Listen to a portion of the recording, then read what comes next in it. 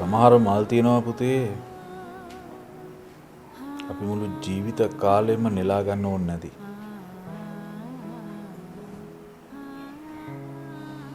ඔයාට මං කියනවා තේරෙන්නේ නැති නිසා තමයි මං ඔයාට කිසිම ඉඩක් නොදෙන්නේ.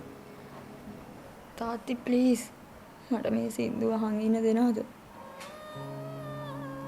මං දන්නවා ඔයාට දැන් මාව පෙන්වන්න බෑ කියලා. එහෙම නෑ තාත්ති. මගේ ඔළුවට හරි අමාරුයි. රාමුත් කියනවා මං සමහර වෙලාවට ටිකක් පිස්සු නටනවා කියලා. ටිකක් නෙමෙයි හොඳටම. ඇයි තාත්ති මට එහෙම වුනේ?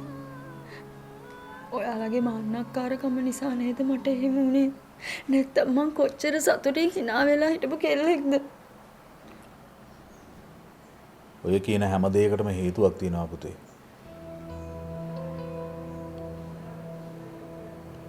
ඔයාට මාව නිකන් මහා නපුරු මිනිහෙක් වගේ පේනවා ඇති. බෑ මං එහෙම නෑ. ඔයාගේ අම්මට වෙච්ච දේ ඔයාට නොවෙන්නයි මම මේ විදිහට කියන්නේ.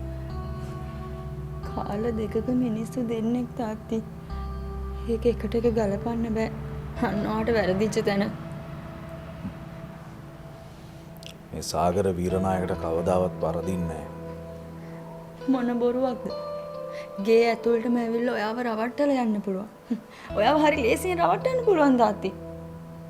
ඔව් එහෙම පුළුවන්. ඒ මං ආදරය කරන මිනිස්සුන්ට මට ආදරය කරන මිනිස්සුන්ට ඒ කියන්නේ මට ආදරේ නෑ. මම ඔයාට කොච්චර ආදරේද කියන එක ඔයා දන්නේ නැහැ පුතේ.